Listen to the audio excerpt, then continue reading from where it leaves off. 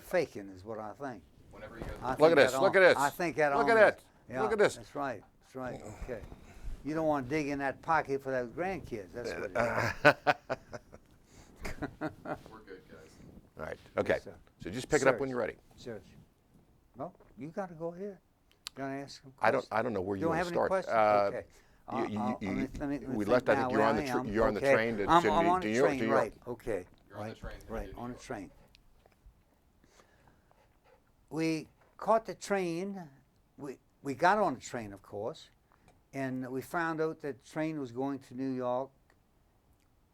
We wondered whether we would go to the West Coast or the East Coast for overseas.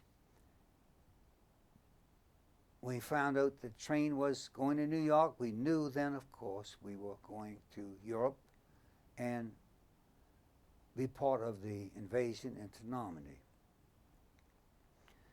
We stayed into New York at Camp Shanks, a little bit up the river from New York City itself. We were there about 4 days.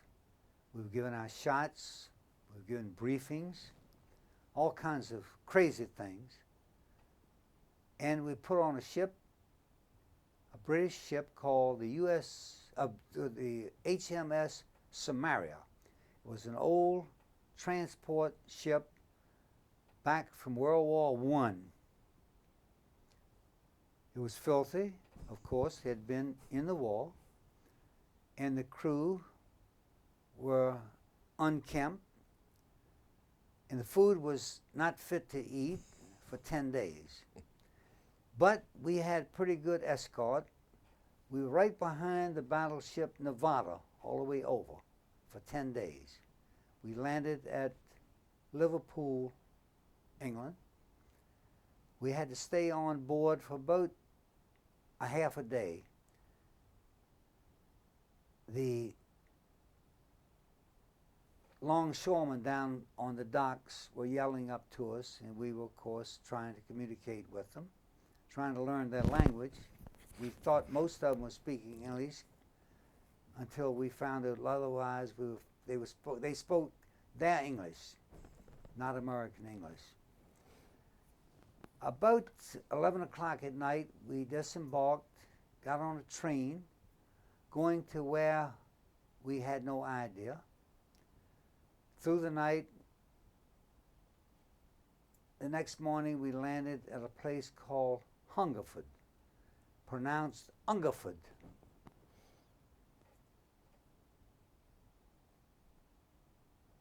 We got on to trucks at Ungerford, and we were dispatched to little villages, I guess within 7 miles of Hungerford. The 3rd Battalion went to Ramsbury, a very picturesque town on the Kennet River. The 2nd Battalion went to a town called Auburn, and the 1st Battalion was scattered throughout. The first day we were told to stay in our barracks. They were Quonset huts. We were told to show no lights, and we went through a series of orientation of where we were and how to talk to the people we to be associated with, the Englishmen. Told to mind our manners, be polite, be understanding of the fact that these people had not really had good food for a couple of years. This town was not bombed at all, neither was Auburn, or neither was the other immediate areas. After about the 2nd day or 3rd day, we were allowed to go into town, and of course the first place we wanted to hit was the pubs. At the pubs, we tried to drink up all the beer they had, and we went back to quarters that night. Total blackout. We could not show any light whatsoever. We could not even strike a match fearful of the fact that the Germans were overhead. We could hear them overhead. We could hear their bombs dropping elsewhere. And of course, about 2 o'clock in the morning, nature called us, and we had to go. And we knew we had a latrine outside, but trying to find an exit to those Quonset huts was very difficult. But we knew we were somewhere near the door, but it was time to relieve ourselves. So we relieved ourselves to the first bunk that we hit, and that was the first sergeant. And he was very angry. Of course, he could name nobody, and nobody would, of course, admit that they were up during that night. But he determined to let us know from now on. We developed strings getting up at night. And that was the first exercise we learned in England.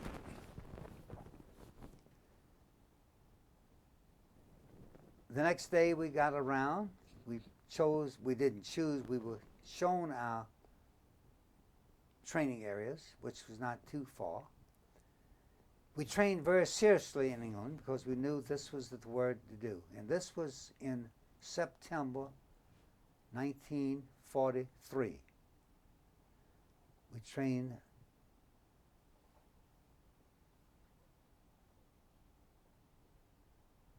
September. Let me go back to Camp McCall for a few moments because something had changed in my rank. I had become a staff sergeant by the time I got to England. As a matter of fact, I made staff sergeant at Camp McCall. Let me explain how I became a staff sergeant. We go back to training at McCall. It was February 1943. We had a defense mission. As a machine gunner, I was told to select a defense position in the woods at Camp McCall. We had plenty of woods. About 2 o'clock afternoon, February the 18th, the colonel himself, Colonel Wolverton, Lieutenant Colonel Wolverton, came around to inspect the areas of his battalion. And again, we were pretty good soldiers at that time. In fact, we were supposed to be good soldiers with all the training we had. I reported to him as PFC Shame, sir. He said, "What do you have here, soldier?" I said, "We have a defense, a machine gun defense position." And he looked at it. He said, "Shames, who set this position?" I said, "I did, sir." He said, and I recall very well, "How did you set it up?" "Oh, who helped you?" I said, "Sir, I set it up myself." And he repeated, "Yourself?" I said, "Yes, sir." He said, "How'd you do it?" I said, "With a map, sir." He said, "Can you read a map?" I said, "Sir, I can read a map as well as any officer that you have in your battalion." He said, "Did you understand what you just told me, Private Shames?" I said, "Yes, sir." I said, "I can read a map as well as any officer that you have in your battalion." And he looked around. He said, "Did you make overlays of your position?" I said, "Yes, sir, I did." He said, "You have overlays?" I said, "Yes, sir." I showed him my overlays. and the ground was perfect for infiltrators in that position. That was my hobby since I was 5 years old, to read maps where kids at my age wanted toys or Bob Jacks. I was a little peculiar, was known to be peculiar, because I wanted maps. I still do at my age. I love maps. And he said, I'll be back. Yes, sir. Saluted him. He walked, came back with 3 of his company commanders. They stayed there looking at the position that I had set up. He dismissed them. He still walked around. Came back to me. He said, Shames, how would you like to be my operations sergeant? Of course, I was astounded. Very much so. I said, sir, that calls for staff sergeant. He said, I can't make you a first staff sergeant right away. He said, but if you make out, I'll make you a staff sergeant in 10 days after making you a buck sergeant. He said, report to me Monday morning. This was Friday. Report to me Monday morning at my headquarters. Do you know where it is? I said, yes, sir. Of course, I was overwhelmed. Monday morning, I went up to my first sergeant after chow, and I said, Sergeant, I've got to be at battalion headquarters at 8 o'clock. What the hell for? I said, because the colonel asked me to be there. The colonel asked you to be there? I said, yes, I did. Yes, he did. He said, let's you and I go to the company commander. Company commander was a tough SOB, very tough. Went to the company commander. First sergeant said, Shames tells me that he's got to report to the battalion commander at 8 o'clock. So he said, company commander says, what the hell for? I said, sir, I have no idea. I do not question the battalion commander, nor do I question you, sir. All right, if you got to be there 8 o'clock, get moving. Yes, sir. So, reported to the battalion commander. He said, Shames, you're now a sergeant. He said, this is your desk right outside of my office. Yes, sir. This is the S3's desk. He's not here right at the moment. He'll be here shortly. And he has already been informed that you are going to be the operations sergeant of the battalion. Yes, sir. And that's how I became, 10 days later, a staff sergeant. And I was landed in England as a staff sergeant. I thought I'd died and gone to heaven. Something that also was ahead of that, when we got back into Fort Benning after our walk, a few of the sergeants read the bulletin board, Fort Benning bulletin board, which was at that time a very large, in fact, the largest OC school in the Army for military officers, infantry military officers. And they said that if you thought you were capable of becoming an officer, submit an application. And a lot of us got together at that time, right after our march, got together and decided we were going to fill out applications. Colonel Sink heard of it. He was also at the meeting after about, I guess, a half hour into the meeting, and to address us and said that we appreciate the fact that you wanted to become a military officer, but not at this moment. I will not allow anybody to break up my unit. Because he knew that they were after him to break up his unit. So certainly he wasn't going to get rid of good men to help them break up his unit. And of course, we thought we were good men at that time. I thought I was a fairly decent soldier, even as a PFC. Now we come back over to England. We trained hard in Ramsbury and around, and we had operations that would be similar to the invasion drop called Operation Eagle, that would be full divisional drops,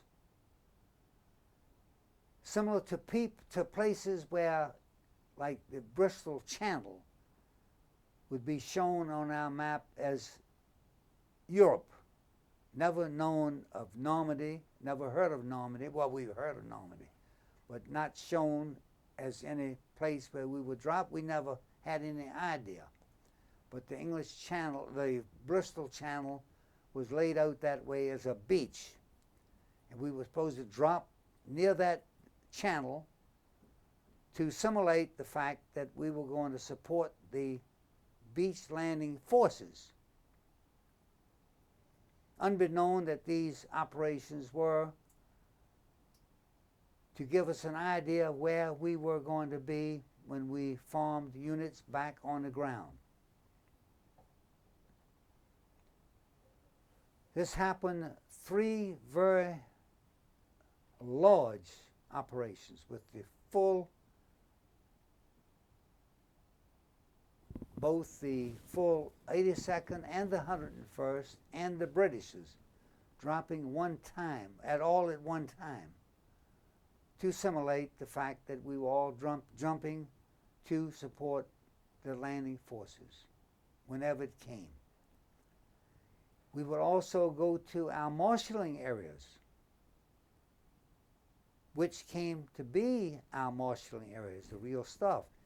And we also found out that this was to throw off the Germans, because every time we had these huge operations, the Germans had no idea, and we had no idea that this was not the real thing, because we loaded up with full field packs, full field ammunition, mortars, machine guns, landmines,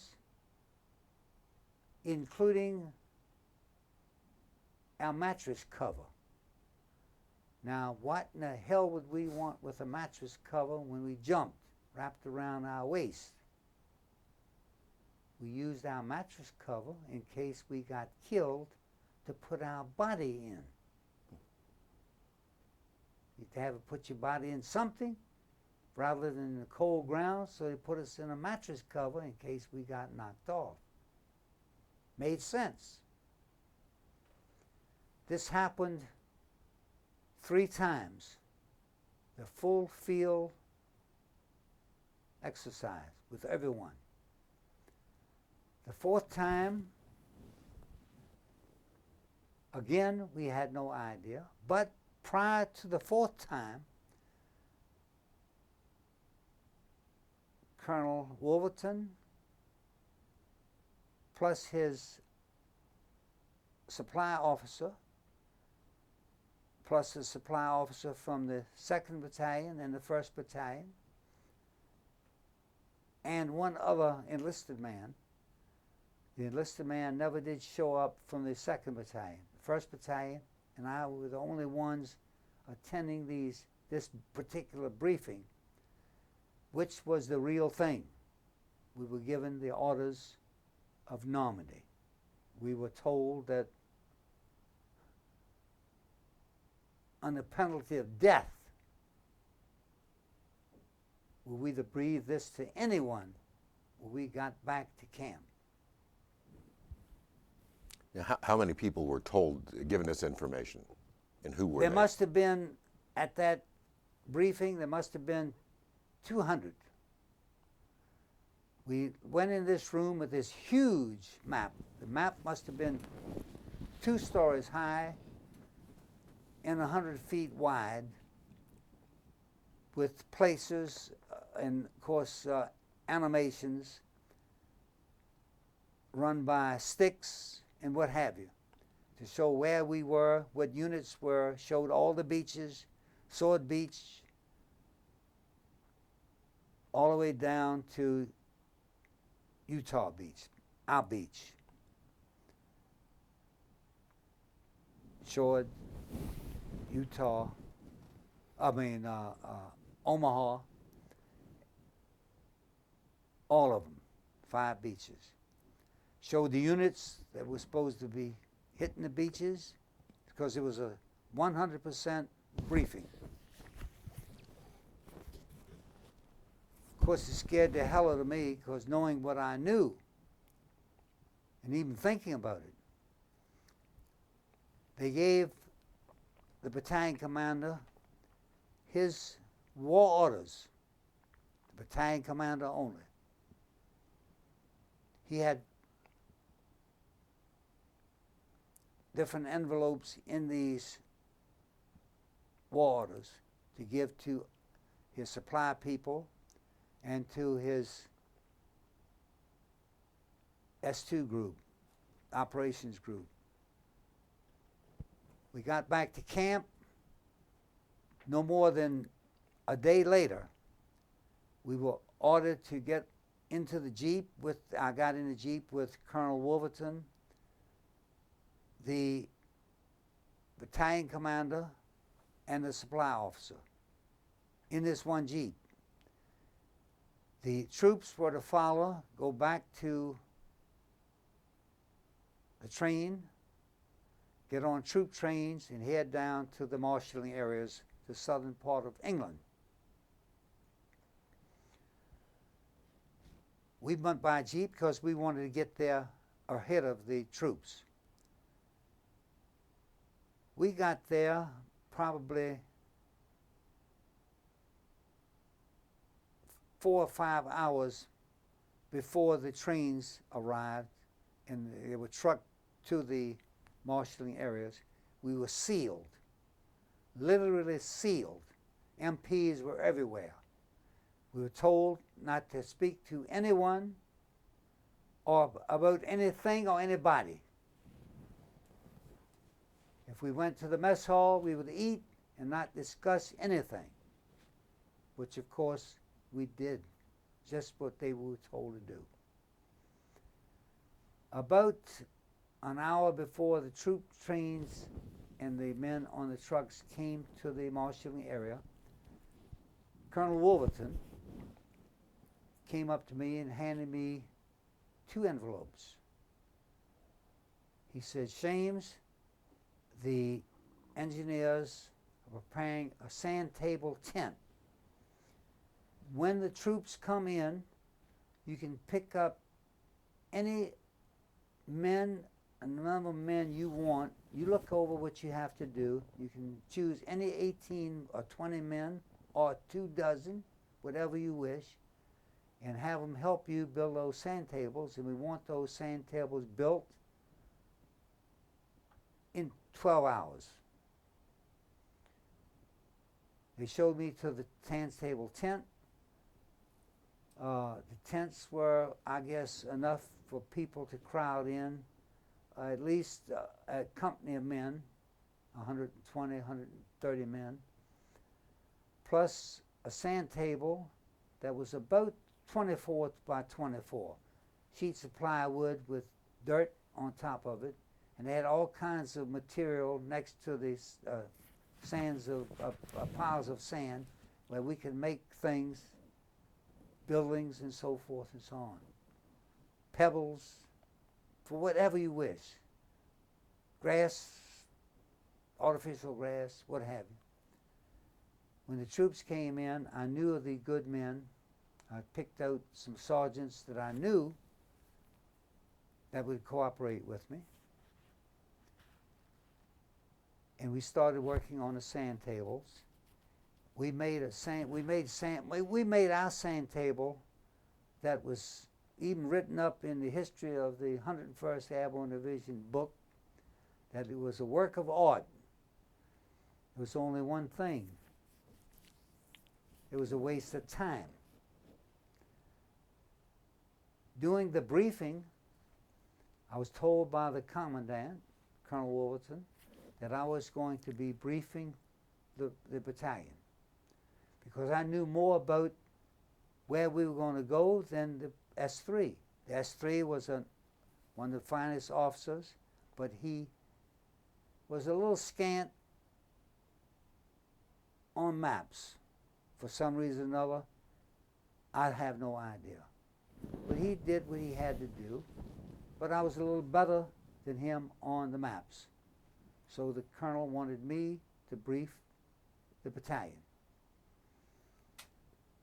He said, brief them by company. We run them through them by company, then by platoons, and then by squads and individuals, and I would be there until we were to emplane.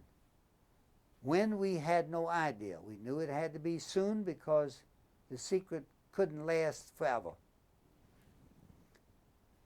I briefed these people for about 2.5, 3 days by companies, by platoons, by individuals, and he told me, the colonel told me, if anyone wanted to be briefed individually, if it's 2 o'clock in the morning and he decided that he woke up and he was thinking about it, he wanted to be briefed, you brief him.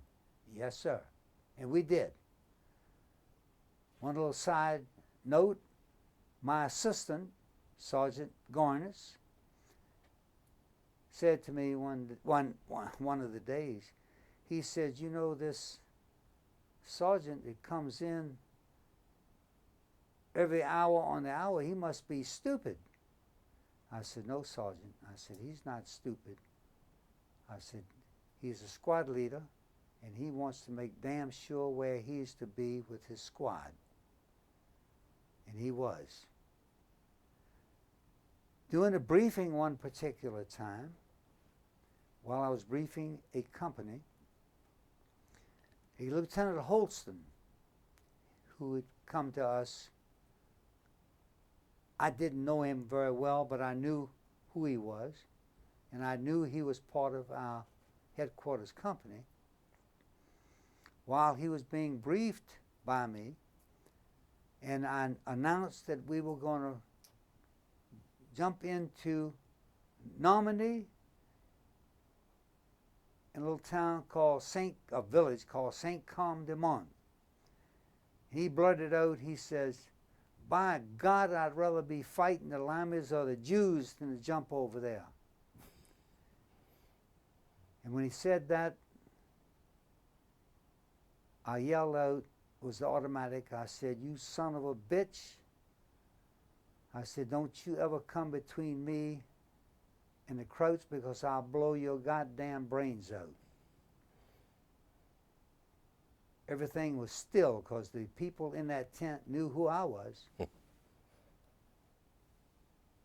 And he looked at me, and because it was so still, I think he got the message and he kept his mouth shut. The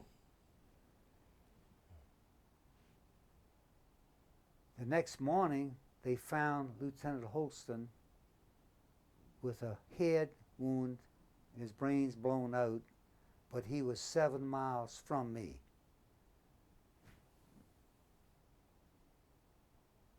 But an antidote to that, our first reunion that we had in Boston, we were on top of the John Hancock building. We were having a good time. Of course, we were drinking a little bit. I think all we could find. And I was with my new wife. I'd just been married for about 6 months.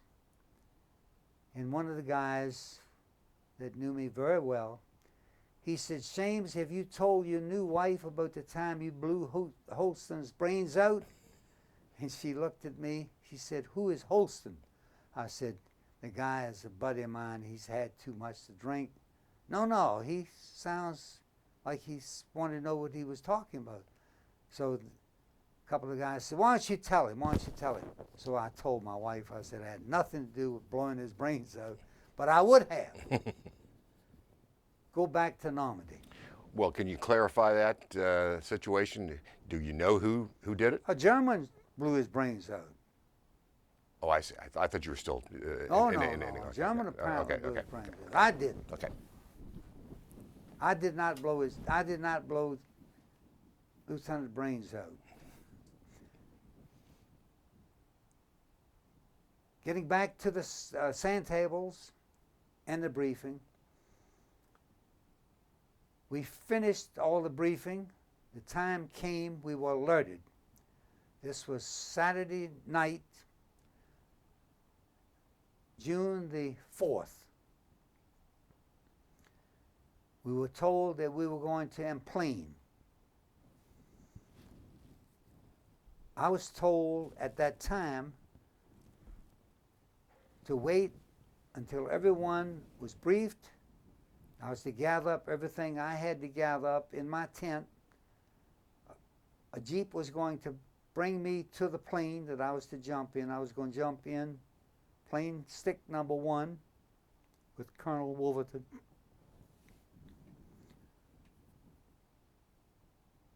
We rode over to the plains. I was getting ready to get into my chute. Everyone else had gotten into the plane. My place was right next to Colonel Wolverton on that stick. He wanted me nearby because I had all the maps and so forth. Scared to death, trembling like a moth, I suppose. Got the word before I got on the plane that the jump had been called off. I never did get to the steps of that plane. Go back to your quarters. We went back. Same routine that day, June the 5th, all day. We had another pre-invasion meal, which was pretty good. We had steaks. We had ice cream. First time we'd tasted ice cream or steaks, except the night of the 4th. We had steaks again. Got ready that evening, same routine. I waited till the runner, Kendall, Private Kendall, said, Sergeant James, Colonel says, get on a Jeep, I'm taking you over. Went over, got ready to put my parachute on. The Colonel came to the door. James, your seat has been occupied by a spotter from the Nevada. Go to plane so-and-so. I have no idea which plane he told me to go to, but of course the Jeep driver knew, was alerted. I got in the Jeep with my parachute, went to the plane, have no idea till this day which plane I got on. Apparently the jump master knew who I was. James, get in the back, you're number 19. When he said number 19, that also confused me because we had been briefed that it was only 17 to 18 jumpers on each plane. And we said 19. I said, sir, you said, no. He said, yes. He said, we have a full load. I was told that you were going to be number 19. Be sure to get them out of that plane. When the green light, yes, sir. I got on the plane. To this day, I'm on no manifest whatsoever. I could not even prove that I jumped into Normandy by looking on the manifests of those planes, but I think I was. Got on a plane, traveled over the channel. We got across. By the time we got across, all hell occurred. We were passing over Guernsey and Jersey islands. We got flak from there, but it didn't reach us. We were a little south of that effectiveness. As I said, when we hit the coast, all hell It looked like we was the 4th of July at Ocean View Park, which is an amusement park in Norfolk. Very famous amusement park. They have fireworks every 4th of July. And I could imagine being in the sky at that time. Stuff was coming through the aircraft. You could hear it. The green light went on. We stood in the door. We're ready to go. I'm behind number 18, who was a mortar man, 60 millimeter mortar man. He carried his own mortar, which was nothing unusual, because when we jumped at Camp McCall, I jumped with the light machine gun plus my M1 and all the other stuff. This time, before we jumped at the marshalling area, they issued the English jump bags, where most of the guys put all their stuff and their weapons into these leg bags, which was a big mistake. We had never jumped with leg bags before. We thought we knew how to tie them on our legs to prevent the draft from taking them off, but it didn't. A third of the guys, or quarter of the guys, lost their leg bags with everything in them when we hit the ground. I did not have a leg bag because the only thing I carried was map cases, my M1. I had an extra couple of mortar rounds because everyone carried an extra round of mortar rounds or machine gun belts, because no one could carry enough weapons, enough ammunition for the machine gun to be too heavy. So it was spread out among the troops, mortar rounds and machine gun tapes or belts. The guy in front of me, as I said, was a mortar man. He slipped halfway through the door. I had to help him up, and we must have had 80 to 130 pounds, depending on what kind of weapons you carried. I must have carried 80 pounds extra weight. He slipped. I had to help him out. By the time I got him back on his feet, he was still hooked up. We got him out the door. I got him out the door with the help of the crew chief. I jumped. Where I jumped, I had not the foggiest idea. I landed in a bunch of cows. Had I known then what I know now, I would not be here making this tape. I would have dropped dead, because I found out half hour later that I'd landed at the Carnation milk plant in Carentan. And I personally put on the steeple of the church that we made in Carentan on the sand table, avoid at all costs. That was the headquarters of the Hermann Göring Corps of Armor. And I had jumped right in the middle of it. As I said, I had no idea in the world where I was. I was just delighted to be on the ground. And with the cows all around me, my parachute tangled up in horns, I suppose.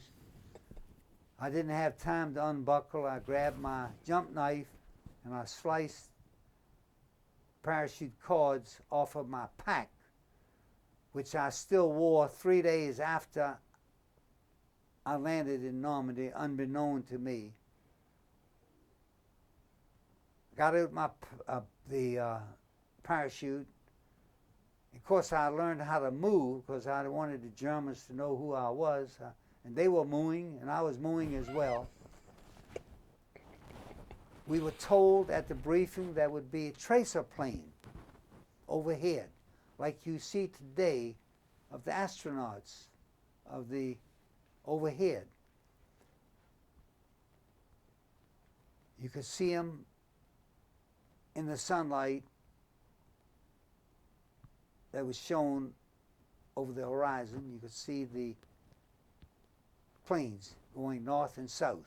And I knew I had to go northwest, and I started that way, still not knowing where I was, had no idea.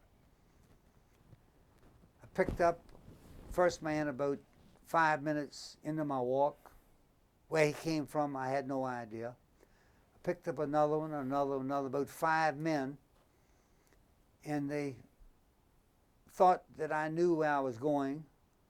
The only thing I knew was by azimuth. And they were so scared, and I was so frightened.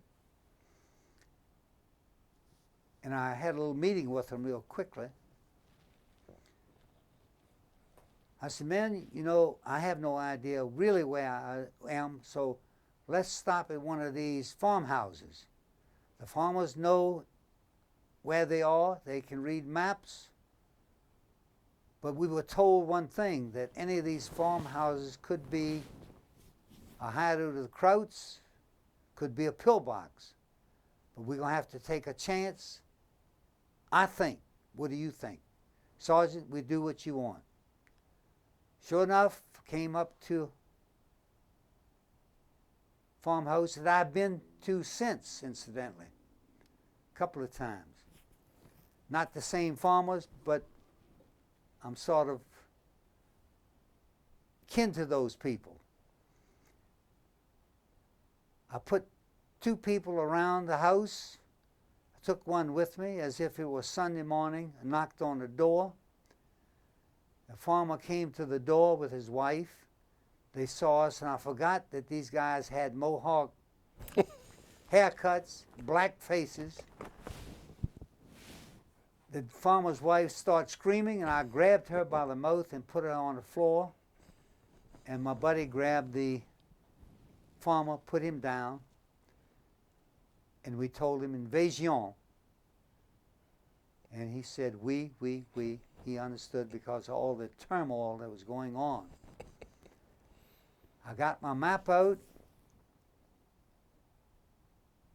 and he knew what I was trying to ask. I said, Saint Côme de Mont, and he said, oui, and he pointed his thumb toward this direction, and I oriented the map toward where he was pointed.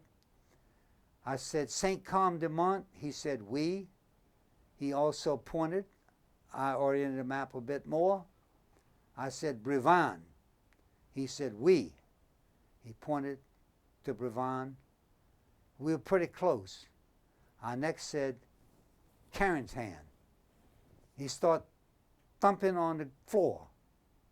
Oui, Carentan. And I said, Carentan. He said, oui. I said, oh my God. We got to get the hell out of here right now. We are in the middle of Carentan. I know where I am, so I said, boys, let's pack up and go. I picked up 18 men on the way, including the commandant of the 502nd coming through the woods by the Douve River. I found out we knew it was a river there. Then I knew it was the Douve, the little canal that came into Carentan, because I remember the map. We met this colonel coming out the woods, had no idea who he was. He said, Sergeant, do you know where in the hell you are? I said, yes, sir, I know exactly where I am. He said, show me. Pulled out his map. He was about 8 miles from where he was supposed to be with a bunch of people. So we proceeded to our mission, 2 bridges over the Douve River. The bridges were to prevent the armor that came down from Calais to go over those bridges to rout the beach forces. The mission was for us to destroy those bridges or prevent somehow armor from crossing those bridges. I knew I had to get on the other side of the dude because I was on the wrong side. I was on the armor side. So we had jump ropes. I tied a jump rope around my waist, told the guys I was going to cross over, tied the jump rope to one of the trees there, and we were going to all cross because that's where we belong. I jumped in that stream not realizing that we were at a position where the strongest tides in the world occurred. And that water was going about 18, 20 miles an hour.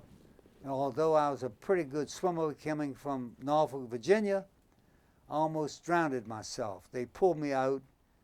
We walked on that bank for quite a while, and you could see that river being drained. In about a half hour, it drained completely. The only thing we had to do is walk across, which we did. I got up to the bridges where some of the other forces had already been. I stopped, made the mission, objective. I brought in 18 men, and we started helping to defend the bridges. And I was told at 6 o'clock on June the 6th that I was going to be an officer. First indication.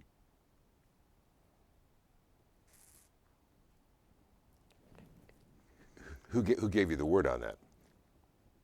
Captain Shettle.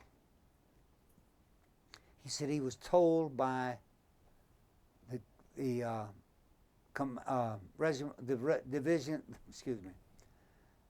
battalion commander to keep an eye on me because I was officer material, and that he thought that I was going to be made a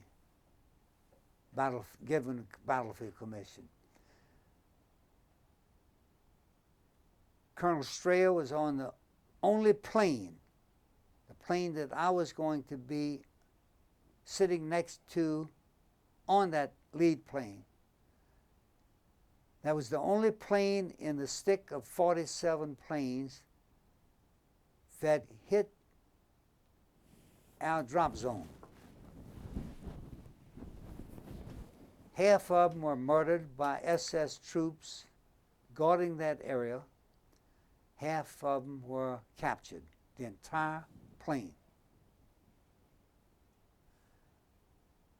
Colonel Wolverton was hung in a tree on the jump. His feet never hit French soil. And when they cut him down, the Germans found out who he was.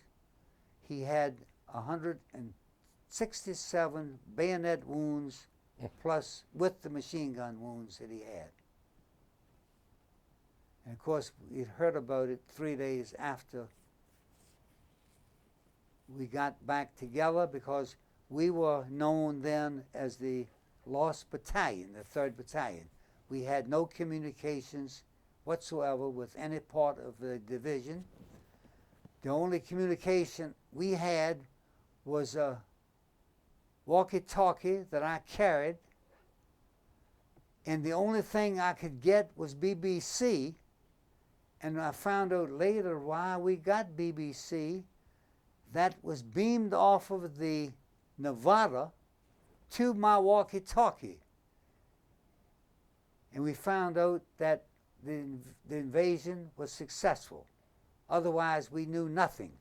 But we knew we had to hold those bridges. A fact that came about, the division had no idea where we were, and they gave word to the Air Force that those bridges had to be destroyed. On day 2, 4 P-47s came over, our P-47s, with 500-pound bombs to bomb those bridges. They came over low, firing their 50 calibers and dropping bombs. we all jumped into our foxholes. I jumped on top of the Father McGee, who was there. While they were strafing the second run, I said to Father McGee, I said, I've got smoke grenades and I've got indicator panels. I said, I'm going to run out and fire these smoke grenades. Come with me and grab these panels and show these people that we are American troops. I jumped out, grabbed the chaplain, pulled him out of the hole. It was a deep hole. I started firing those smoke grenades. The second round came, tore up everything around. I thought it was going to tear me up as well, but they didn't hit me, or didn't hit the chaplain. He put out the panels. One of the planes was hit by somebody, crashed right ahead of us somewhere. They recognized the panels, and the smoke took off. We there another day, the third day, we were relieved by another infantry unit that had come in by boat. We went to a holding area near Carentan to wait for further orders. We lost, 3rd Battalion lost quite a few people. Our company, the original company of mine, lost at least half their troops for D-Day. While we were in the holding area, this was about the 3rd or 4th day, we were given a new mission. We were given to a mission of clearing out Carentan. The Krauts were holding it. We had to clear out Carentan to give our beach forces some breathing room. The whole 506 on a regimental front. That was June the 12th. We accomplished our mission because at that time the heavy stuff from Calais had not really come down in force. Some of the stuff, small stuff. Unbeknown to us, after giving the next day's mission on the night of June 12th. And the reason I know the missions because, again, I was the S3. I had not changed. That time I was full S3. The S3, my boss, Captain Shuttle, became the assistant battalion commander. So the only S3 they had was me. I was acting S3. Acting lieutenant, acting S3. I don't know what the hell I was. So I got the orders that we were going to give the beach forces some more breathing room by chasing the Germans even further from Carentan, further inland, up the peninsula. Of course, the objective was to get rid of the Krauts on the peninsula and go up to Paris. And we were to jump off at 4 a.m., the 13th of June. Unbeknown to us, we found it, of course, much later. As a matter of fact, we found out the next day, that's how much later, that the Germans also, now reinforced by some heavy armor that came in from Calais, now had a mission with their armor to penetrate our force, get behind us, cut us up a bit, and then head to the beach force and push them back into the sea. There was nothing between our force and the beach force which were just beginning to formulate their plans and get a good foothold on the beaches.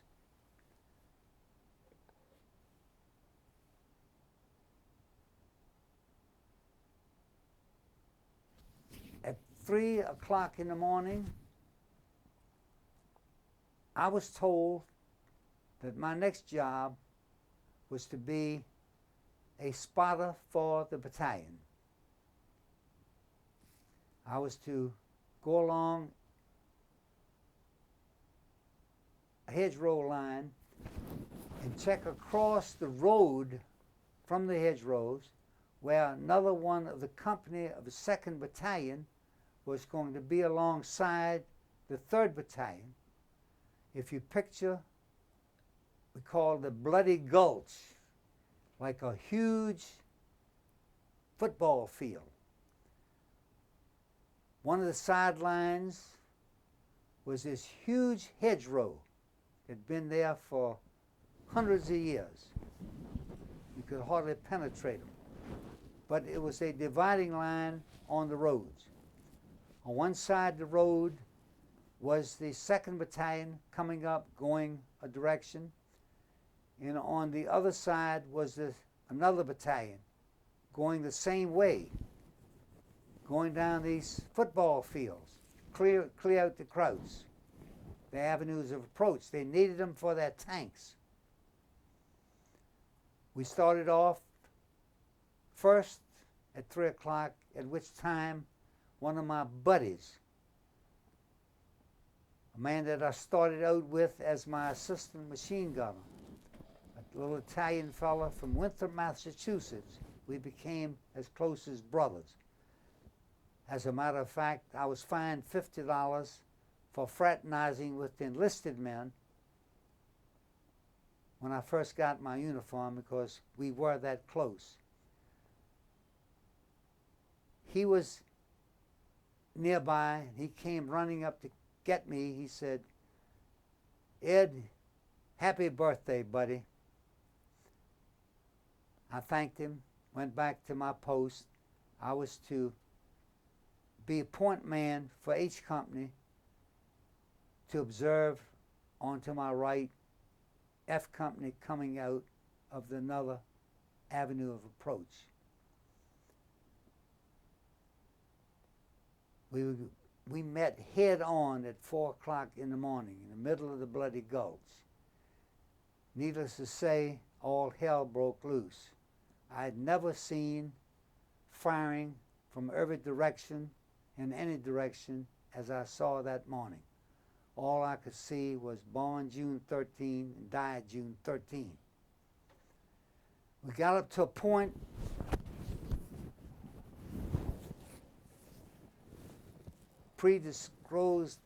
pre-described point. We were going to check back our lines. I looked over the hedgerows. I got across, went across to the other side of the road, another hedgerow.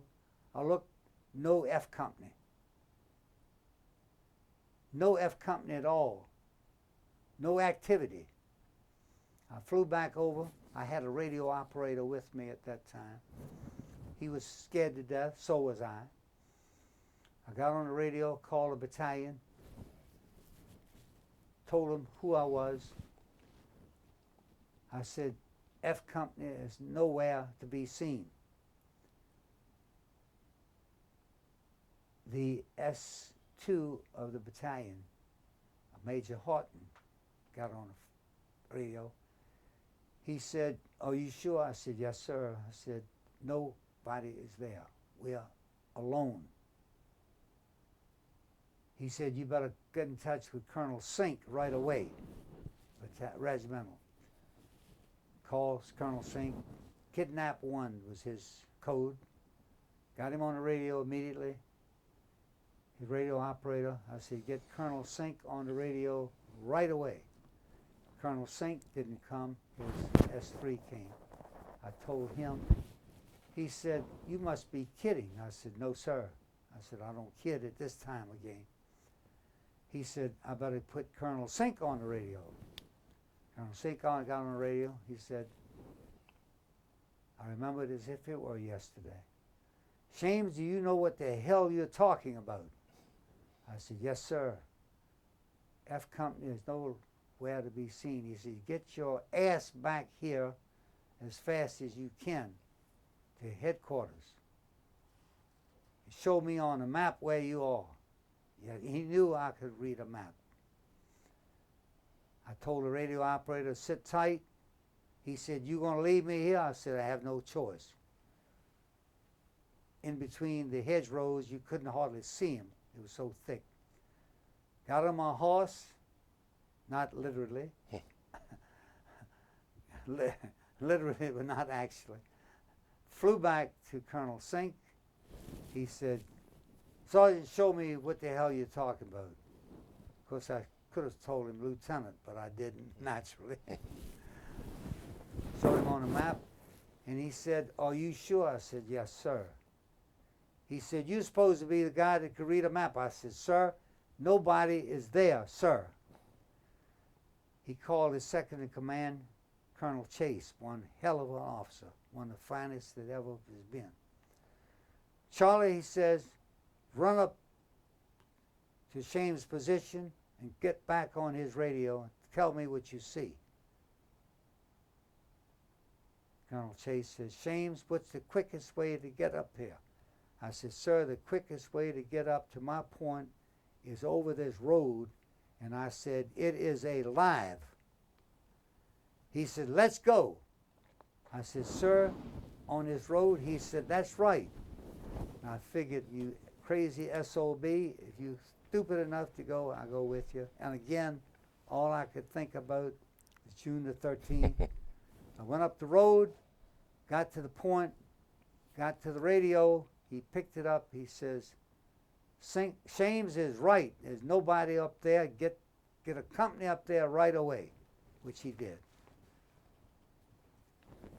We fought all day until finally a couple of light tanks, 3 light tanks, showed up on my side. And I said, oh boy, I've had it made. Got these tanks. And I asked the tank commander, I said, where are you supposed to go? He said, up to this point. I said, fine, I'm going to be right behind you. I got behind him just about that time. I got behind the 3rd tank. About that time, a shell went right through the 1st tank and halfway through the 2nd tank. And I said, boy, I'm in the wrong damn place. Killed everybody in that 1st tank. Half of them got out of the 2nd tank. And I got the hell out of there. Got back on my feet. My eyebrows were singed. Lasted about 5 o'clock that afternoon. We finally prevailed. Had we not prevailed at that battle, we would be still trying to get the Krauts off of the continent of Europe, I'm convinced. Because there was no one at all between us and the beach. That night, I went back to my farmhouse. That was the Battle of Carentan, correct? Battle of Carentan. I got back to my headquarters in Pooperville. About 8 o'clock that night, a runner came up and said, you Sergeant Shames? I said, right. He said, Colonel Sink is looking for you. I said, oh my God, what the hell have I done now? I went back with the runner, got back to headquarters. He was sitting having a snort. I would like to have joined him very much, but he didn't invite me. So he said, Shames, he said, Sergeant Shames, you are now Lieutenant Shames. I said, sir, he said, don't you understand English? I said, yes, sir. He said, now get your tail back to where you belong. Yes, sir. Went back to my headquarters. And while I was there, Lieutenant Martin was a lieutenant of the headquarters company. of 3rd Battalion. He walked in, he says, "Boy, you were hidden pretty good." I said, "That's what I expected to be." He said, "I've got to ask you a favor." I said, "Sir?" I said, "You going to ask me a favor?" He said, "That's right." He said, "Have you heard that I've been told I'm going to be company commander of headquarters company?" I said, "Yes, sir, I've heard it. Heard it while I was at headquarters." I said, what have that got to do with me?" He said, "I need a first sergeant." So I said, "That's fine." I said, "But have you heard that I've become a lieutenant?" He said, "Well, I've also heard that you can't really be formally commissioned till you get back to England." I said, "Well, the man told me that." He said, "But I would like for you to be my first sergeant until you get formally commissioned." So I said, "Let me think about that a minute." But 2-3 seconds later, I said, "I don't understand what possible advantage that would be for me whatsoever." He said, "The advantage would be that on your discharge papers it'd show first sergeant rather than staff sergeant." And he said, "I've already talked to Colonel Sink. He said it'd be okay with him if it's all right with you." He said, "But you have to agree to it." I said, "You got yourself a first sergeant." So I became first sergeant till we got back to England, till the time came that I was commissioned. When we got back to England, we came back with barrels of cognac that we had looted out of the Cherbourg warehouses, German cognac. And Hennessy, I don't know whether it's 5-star, 3-star, but it was Hennessy cognac. And we were allowed, each battalion was allowed a barrel of cognac for their officers and a barrel of cognac for the enlisted men. And we had parties back in England, enough parties that we drank every drop of it. We didn't want to leave any because it was against the law to leave any of that stuff around, to have that alcoholic beverage, on base. So we decided to empty everything. I was told, being the first commission, battlefield commission, that General Bradley himself was going to come across the channel to commission me as a photo op. Of course, I believe that like I believe in a whole lot of things that I can't believe in. They said, "You have to check in every morning at headquarters to find out if we've heard from General Bradley's headquarters." What did I do at that time? You do nothing, just wait for General Bradley. There was only 3 officers commissioned. I knew both of them. One of them was the regimental operations officer, Sergeant Wills, Master Sergeant Wills, and a Sergeant Rattan from our company. I got together with Carentan because I knew him quite well from our company. We traveled around town and so forth, and every morning we'd check in to be told that General Bradley was not waiting, he was not coming. We waited there for 10 days, 2 weekends. Got to the weekend, Friday. We were told to take the weekend off if we wanted. And we wanted. So what to do, we went around and we visited here and there. We came across a young lady at the bridge crossing the Kennet in Ramsbury, Kennet River, crying her eyes off, out.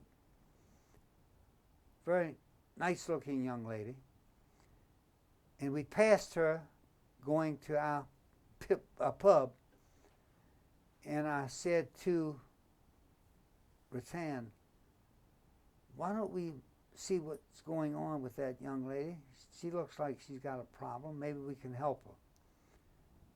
He said, good idea. We went back to her. She was going to visit her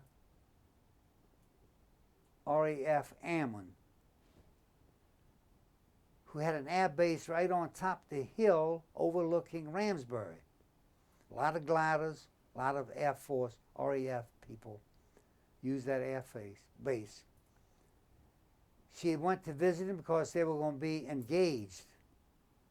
She found out that he had been killed that day. So we asked her where she was from. She was from Wales. Wales was just a few hours away by train from Hungerford. Same line. One of us suggested to each other, why don't we go ahead and take this young lady? Oh, we asked her, said, are you going back home? She said, I would, but I have no money. And of course, we were loaded. So we decided to take her back to Wales to do a good deed, which we wanted to do. We got to Wales, and she lived near the Gower coast, near Swansea, a little town called Llanelli. We took her to a home, and they were so gracious to us, they wanted us to spend the night. It was Saturday. We said, no, we can't do that. We've got to get back, and we wanted to impose on them. And they would do anything for us. We came back to Ramsbury that day, and of course, we waited 2 or 3 more days, and we were told that General Taylor and Colonel Sink decided to commission us themselves. They had authority from Army. I was the first one to be commissioned. After I got commissioned, I was given $500 by the United States Army to go to London to buy uniforms. All of us were given $500. Of course, we were going to London PX. We got to London. We had all this. Oh, we were told that all the money that we had to use it for uniforms or bring anything back. Now just imagine telling a GI he had to bring money back or else use that money. So we got to the London PX, and we had this sergeant showing us the officers' uniforms, 2 or 3 grade. And we looked at those 2 or 3 grades of ordinary uniforms sold by the PX. One was $100, if I recall. Another was $105. Another was $119. We were looking at the guys passing us from SHAFE headquarters. I asked the sergeant, I said, why did those uniforms look a little different than what we're looking at? He said, sir, he said, they are the uniforms made by tailors at Bond Street in London. Being a very inquisitive man, I said, where do they get the materials? He said, oh, the quartermaster sells them material. It's the same material, but the cut and the make is quite a bit different, as you see. The next question was, how much does it cost to have one of these uniforms made? He said, oh, well, about almost twice as much. So I figured in my head, twice as much, that's $200. I got $500. I said, how long does it take to have these uniforms made? He said, oh, they can do them in 1 day now. They have no business.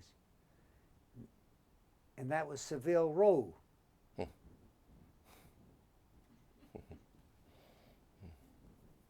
And then I'd heard that that was a place that they had hundreds of tailors, and that was the capital of the world as far as men's clothing was concerned. And I asked the driver, I said, you know where Bond Street is located? Oh, yes, sir. Let's go. So we got to Bond Street. The first tailor we stopped, he said he could do it, but he's loaded with a couple of other jobs. He said, but there are plenty of tailors. Oh, when do you want it? I said, tomorrow. He said, normally I could do it, but I've got too much work. But you can find plenty of tailors on this street who would do it for you and have your uniform ready tomorrow, which I found. Got the uniform done.